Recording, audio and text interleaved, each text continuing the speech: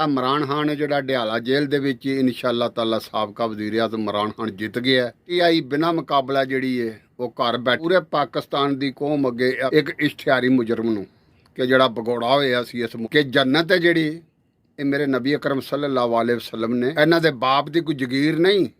औज़ु बिल्लाहि मिनश शैतानिर रजीम बिस्मिल्लाहिर रहमानिर रहीम। 25 करोड़ वाम पाकिस्तान दी मावां भैणां बेटियां बेटे सब नूं मेरी तरफों अस्सलाम वालेकुम वरहमतुल्लाहि वबरकातुह। मैं अवरसिर पाकिस्तानी सऊदी अरबिया तो 25 करोड़ वाम पाकिस्तान दी अगे अपील करना कि पाकिस्तान दा कानून खत्म हो गया है।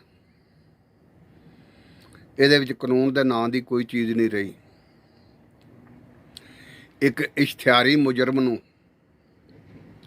लिया के उन्होंने प्रोटोकॉल दिता गया है, यानी पूरी दुनिया के अंदर ऐसा कोई कानून दुनिया ते नहीं कि जिहड़ा इस जमहूरिया पाकिस्तान दे विच जिहड़ा ये बनाया गया है और इनू प्रोटोकॉल दिते गए ने।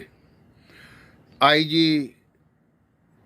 DI SP सारे ने जिहड़े पूरे मतलब प्रोटोकॉल दे रहे हैं मतलब नवाज शरीफ नूं, एक इश्तिहारी मुजरम नूं, एक 50 रुपए वाले स्टाम वाले बंदे नूं कि जिहड़ा भगौड़ा होया सी इस मुल्क दे विचों।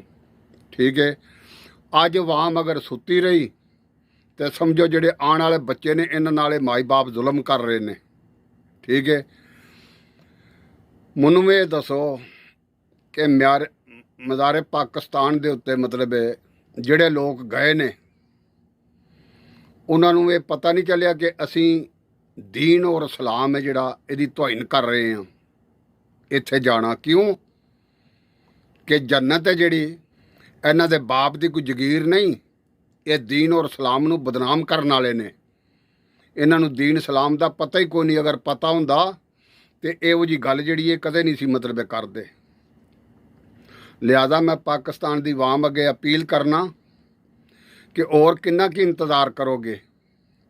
कोई नहीं जे, कोई आर्मी चीफ नहीं जे, कोई मतलब जज नहीं जे, कोई मतलब है जिहड़ा साडे मुल्क दे विच कानून नहीं।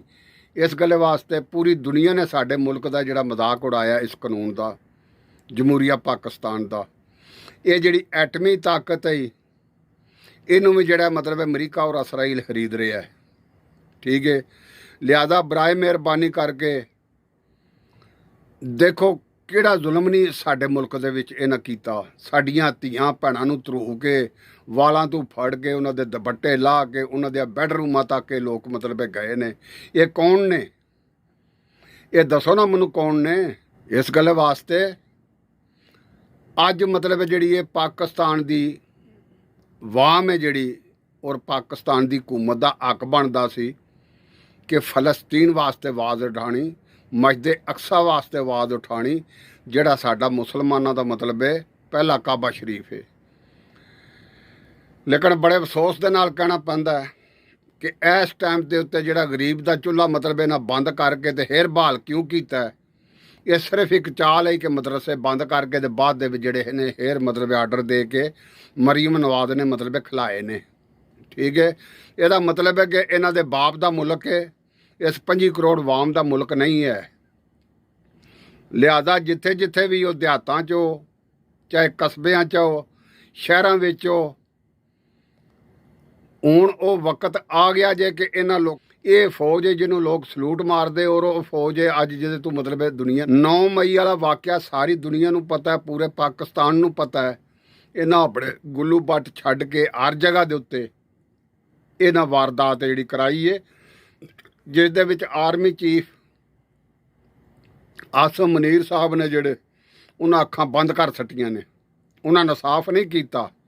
हाँ दिहाड़े क्यामत दे chief of army staff Asim Munir sahab हाफिज़ कुरान सईद बादशाह ये तैनूं हिसाब देना पवेगा।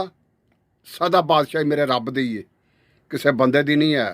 ठीक है, ये फजलू ये नवाज ये मतलब नवाज माफिया जरदारी माफिया इन्हां 13-14 जमातां ने जिहड़ा रल के इस मुल्क दे नाल खिलाड़ कीता है। खुदा दी कसम मैं कहना 75 सालां दी तारीफ दे विच लिखिया जाएगा कि जितना वड्डा नुकसान है मुल्क नूं इन्हां दिता है ਡਾਲਰ ਉਂਝ ਕੇ ਇਹਨਾਂ ਨੇ ਮਤਲਬ ਬਾਹਰ ਜਿਹੜਾ ਖੜਿਆ। ਸਾਰਿਆਂ ਨੇ ਆਪਣੀਆਂ ਆਪਣੀਆਂ ਵਾਰੀਆਂ ਨੇ ਜਿਹੜੀਆਂ ਵਾਹੀਆਂ ਨੇ। ਅੱਜ ਗਰੀਬ ਆਵਾਮ ਹੈ ਜਿਹੜੀ, ਉਹਦੇ ਚੁੱਲ੍ਹੇ ਜਿਹੜੇ ਨੇ ਬੰਦ ਹੋ ਗਏ ਨੇ, ਉਹ ਮਹਿੰਗਾਈ ਦੀ ਚੱਕੀ ਦੇ ਵਿੱਚ ਪੀਸ ਚੁੱਕੇ ਨੇ। ਇਸ ਗੱਲ ਵਾਸਤੇ ਵਕਤ ਆ ਗਿਆ ਕਿ ਮੇਰੇ ਅੱਲਾ ਦੀ ਲਾਠੀ ਬੇਵਾਦ ਇਹ ਵਾਮ ਨੇ ਇਹਨਾਂ ਦੇ ਸਿਰ ਤੇ ਪਵਾਉਣੀ ਹੈ।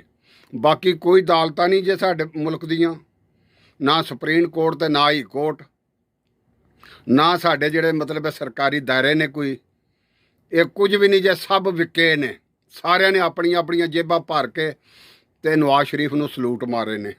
ਠੀਕ ਹੈ, ਲਿਹਾਜ਼ਾ ਮੇਰੇ ਦੋਸਤੋ, ਜਾਂ ਹੁਣ ਇਹ ਕੰਮ ਕਰੋ ਵੀ ਬੱਚੇ ਤੋਂ ਲੱਗ ਕੇ ਬੁੱਢੇ ਤੱਕ ਬਾਹਰ ਨਿਕਲੋ। ਜਿੰਨੀ ਦੇਰ ਤੱਕ ਇਹ ਨਿਜ਼ਾਮ ਮੁਲਕ ਦਾ ਮਤਲਬ ਸਹੀ ਨਹੀਂ ਹੁੰਦਾ, ਇਮਰਾਨ ਖਾਨ ਨੂੰ ਬਾਹਰ ਨਹੀਂ ਕੱਢਦੇ, ਚੋਰੀ ਪਰਵੇਜ਼ ਲਾਈ ਨੂੰ ਬਾਹਰ ਨਹੀਂ ਕੱਢਦੇ, PTI ਦੀ ਪੂਰੀ ਕਿਆਦਤ ਨੂੰ ਇਹ ਬਾਹਰ ਨਹੀਂ ਕੱਢਦੇ, ਬਰੀ ਨਹੀਂ ਕਰਦੇ, ਔਰ ਇਲੈਕਸ਼ਨ ਹੈ ਜਿਹੜਾ ਨਹੀਂ ਕਰਵਾਉਂਦੇ, ਤੇ ਇਹਦੇ ਤੋਂ ਅੱਗੇ ਇਹਨਾਂ ਨੂੰ ਟਾਈਮ ਨਾ ਦਿਓ।